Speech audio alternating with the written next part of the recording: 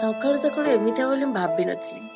ହଁ ଆଜ୍ଞା, ମୋ ପାଇଁ ତ ବ୍ରହ୍ମ ମୁହୂର୍ତ୍ତ ହଉଛି 10ଟା, ହେଲେ ମୁଁ ଆଜି ଉଠିଛି ସକାଳ 6ଟାରୁ। ତାପରେ ଯାଇକି ଝରକା ଖୋଲୁଛି, ଯେହେତୁ ଏତେ ଗରମ ହଉଛି ଆଉ ଲାଇନ ବାଲା ମୋ ଆଈର ରୋଲ ପ୍ଲେ କରୁଛନ୍ତି। ସେ ତ ଫ୍ୟାନ ବନ୍ଦ କରିଦଉଥିଲା ନ ଉଠିଲେ, ଇଏ ତ ଲାଇନ ସିଧା କାଟି ଦଉଛନ୍ତି।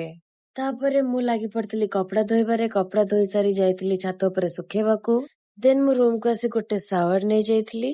ମୁଁ ଗାଧେଇଛି କି ଗାଧେଇନି ପୁଣି ଜଣେଇବି ନା ନାଇଁ, ସେଇଥିପାଇଁ ଟିକେ ଷ୍ଟାଇଲ ମାରିଥିଲି। ଦେନ୍ ମୁଁ ମୋର ରୋଷେଇ ଷ୍ଟାର୍ଟ କରିନେଇଥିଲି। ଖାଇକି ମତେ ସବୁ କାମ ସାରି ଡ୍ୟୁଟି ବି ଯିବାର ଅଛି। ସେଇଟା ତ ଲାଇଫର ଇମ୍ପୋର୍ଟାଣ୍ଟ କାମ।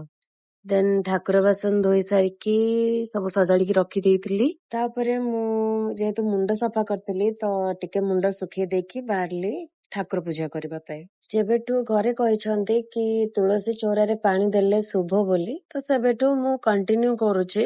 ତାପରେ ମୁଁ ଭିତରେ ଆସି ଠାକୁରଙ୍କ ପୂଜା କାମ ସାରି ଦେଇଥିଲି। ଆଉ କେହି ବି ଜଜ୍ କରିବେନି, କାହିଁକିନା ମତେ ଯେତିକି ବି ଆସେ ମୁଁ ସେତିକି ହିଁ କରିନିଏ। ଦେନ୍ ଗରମ ପାଇଁ ଆଉ କିଛି କରିବାକୁ ଇଚ୍ଛା ନଥିଲା। ଦେନ୍ ପଖାଳ ଭାତ ଆଳୁ ଭର୍ତ୍ତାରେ ଆଜି ମୁଁ ଦିନଟା ଚଳେଇ ନେଇଥିଲି।